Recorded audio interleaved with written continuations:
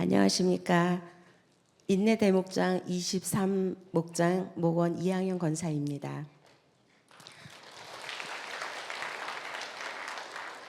먼저 창세전에 저를 택하여 주셔서 이 자리에 서기까지 인도하신 하나님께 감사를 드립니다. 저는 성산교회에 와서 구원의 확증을 받기 전에는 헌신과 순종을 앞세운 충성된 많은 분들이 말씀하시듯 막노동 근로자처럼 열정을 다해 뛰었던 무리들 중에 한 사람이었습니다. 어려서부터 저희 손주까지 하면 4대가 되네요. 저는 3대째 믿음의 가정에서 모태신앙으로 엄격한 신앙교육을 받으면서 그렇게 자랐습니다. 그리고 결혼해서도 믿음의 가정에서 비교적 요동 없이 순탄하게 그렇게 살았습니다. 성산교회를 오기 전에 다니던 교회에서 아시다시피 남편은 장로였고 저는 교회의 모든 일 중심에서 일을 맡아 했었고 또 유치부 부장으로 섬기면서 매주일 새벽 4시에 일어나서 우리 유치부 아기들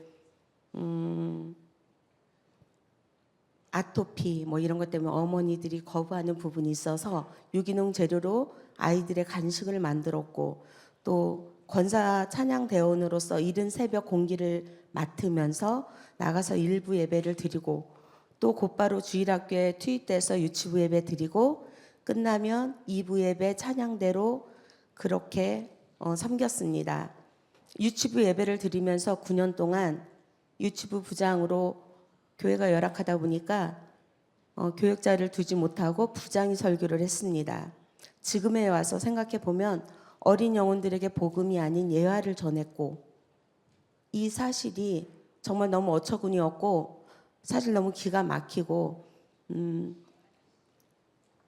조금 전에도 생각을 하니까 너무 가슴이 너무 두근거리고 막 그런 증상들이 아직도 남아 있어요. 그 설교를 듣고 자란 아이들에게 한없이 미안하고 부끄럽고 죄스럽습니다. 그렇게 유치부 예배를 마치고 2부 찬양 대원으로 재정부원으로 수십 년을 밥 먹을 시간도 없이 그렇게 죽도록 섬겼습니다. 그때는 그 일이 정말 하나님의 일이고 하나님께 충성하는 것이고 헌신한다고 생각을 해서 최선을 다했습니다. 그러나 지금에 와서 생각해 보니까 저는 하나님의 일을 했다기보다 사람을 섬겼고 그 일이 내가 좋아서 그냥 열심히 노동하며 물질 낭비를 하며 많은 시간을 보냈던 것이었습니다. 2021년 7월 4일 주일 아침 교회 가던 길에 남편이 시무장로 사임서를 가슴에 품고 있었음을 알았습니다. 하지만 목사님과의 목회 방향성의 문제, 이견 차이 등으로 수개월을 많은 갈등과 갈급함 속에 고민하며 기도했던 그 모습을 알았기에 저는 그 사임을 말릴 수가 없었습니다. 좀 더 솔직히 말씀을 드리면 너무나 힘들어했던 그 남편의 모습을 보면서 말리고 싶지 않았습니다. 남편은 과감하게 사임서를 냈고 그렇게 저희 부부는 섬기던 교회를 미련 없이 뒤도 안 돌아보고 떠났습니다. 함께 섬기던 두 분의 장로님들 역시도 두 가정이 함께 떠났습니다. 코로나로 인해서 교회들이 외부인들의 출입을 꺼리는 시기라 저희 부부는 집에서 유튜브 실시간 영상 예배를 드렸고 말씀이 너무 갈급했던 저는 그렇게나마 때에 따라 주시는 은혜도 사실 받기는 했습니다. 그렇게 1년이 지나면서 집에서 예배 시간이라고 정장 차림하고 교회 갔던 그 모습 그대로 준비하고 반듯하게 드렸던 예배가 시간이 갈수록 점점점 흐트러지기 시작했습니다. 평상복에 때론 피곤을 호소하며 커피도 한 잔 갖다 놓고 그렇게 아주 자연스럽게 자유스럽게 너무나 편한 자세로 예배를 드리곤 했습니다. 그러던 중에 옆 사무실에 있는 친구 허민숙 권사님이 함께 교제를 나누는 그런 시간이 있었습니다. 저는 그동안 교회를 그만두고도 한 번도 교회를 그만뒀다고 누구한테 말한 적이 없었습니다. 근데 그 당시 친구는 교회 소개를 하면서 우리 교회에 한번 와봐. 우리 딸내미가 이단에 빠진 줄 알고 교회를 살피러 갔다가 나도 등록했어. 하면서 성산교회 이야기를 했습니다. 하지만 그때까지만 해도 집에서 거리가 있는 교회고 또 규모가 너무 큰 교회라서 저는 별로 관심이 없었습니다. 어느 날 친구가 새생명 축제 한다며 초대장을 저한테 주며 한번 와볼래? 그러는 것이었어요. 목사님이 인천 지역 이단 상담소장님이시고 이단 교회 다니던 장로님이나 집사님들 그런 분들이 상담받고 회심하여 등록을 많이 했어. 너도 한번 와봐. 근데 그때까지만 해도 저는 제 생각에는 가까이 있는 교회, 새벽 예배에 맨날 나가서 엎드릴 수 있는 그 짧은 거리의 교회를 찾고 있었습니다.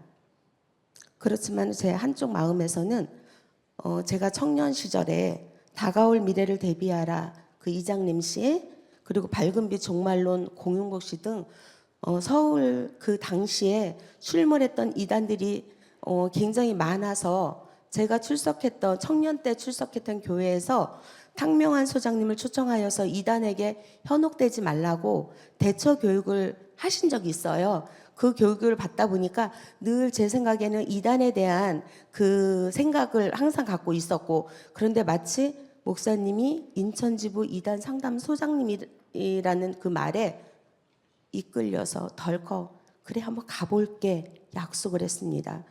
근데 한 주 동안 갈까 말까 망설임은 굉장히 많았는데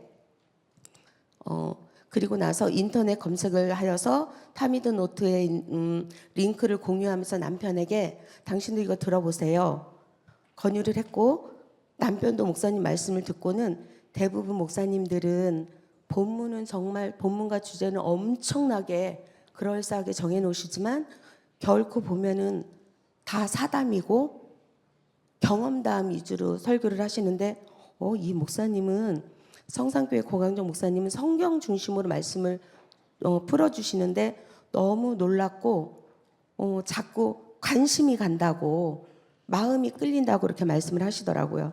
그래서 몇 주를 그렇게 유튜브에 올려진 고강정 목사님 설교를 들었습니다.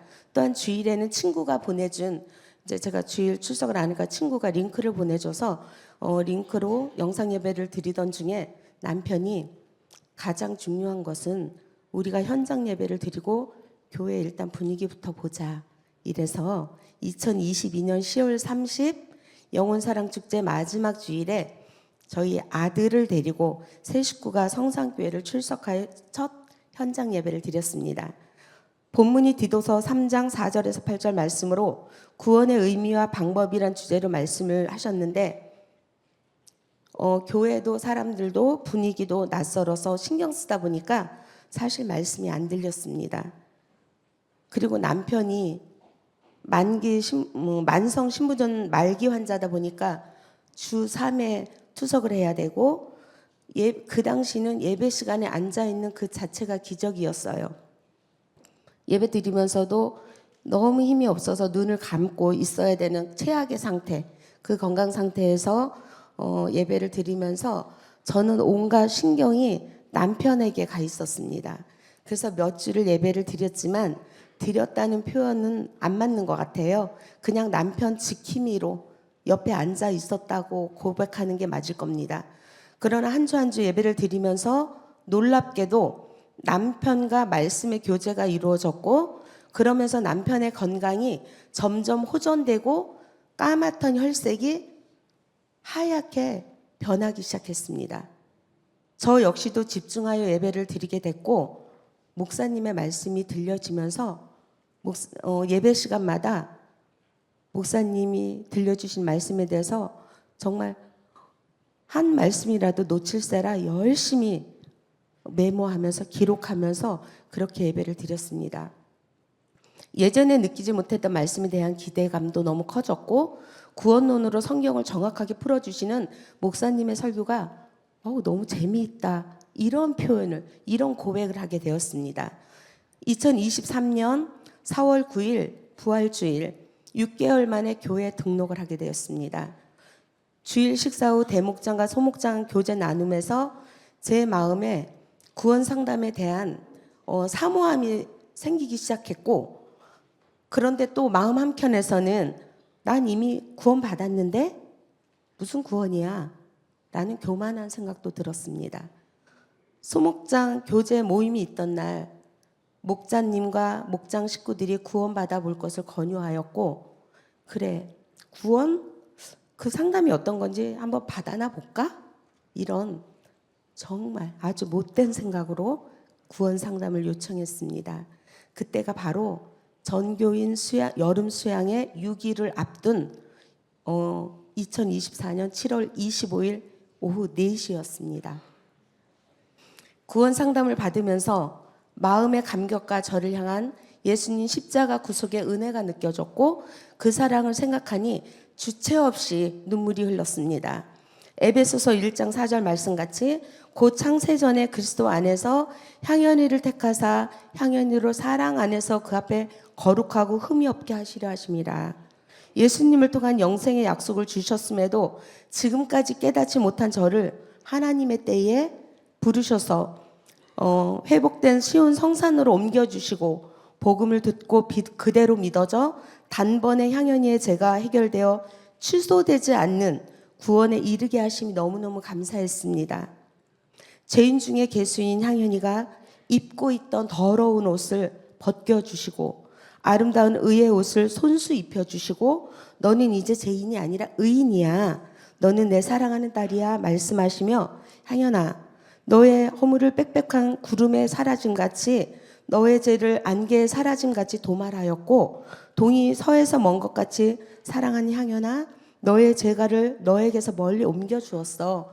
이제 너는 나의 자녀야. 내가 너를 자녀 삼아 주었단다 말씀으로 속삭여 주시며 확인시켜 주셨습니다. 그 엄청난 기쁨과 감격으로 여름 수련회에 참석하게 되었고, 신장투석으로 인해 수련회에 징검다리 참석을 해야 하는 남편을 픽업하기 위해 저녁 말씀 후 교제가 끝나면 인천 집에 와서 자고, 새벽에 또 남편을 픽업해서 다시 파주 수련회 장소로 운전하며 다니면서도 피곤하기보다는 오히려 행복지수가 1000%였습니다.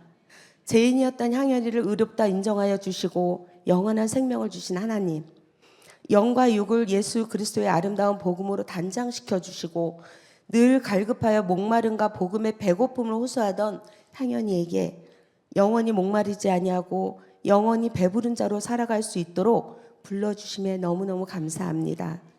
비전이 없고 복음이 없는 정박하는 교회, 표류하는 교회에 머물지 않고 복음이 확실하며 예배가 살아있는 교회, 사명과 비전이 하나 된 항해하는 성산호에 승선시켜 주셔서 선주 되시는 예수님, 선장 되시는 고강정 목사님의 목적지 방향 지시에 따라 순종하게 하심에 감사합니다.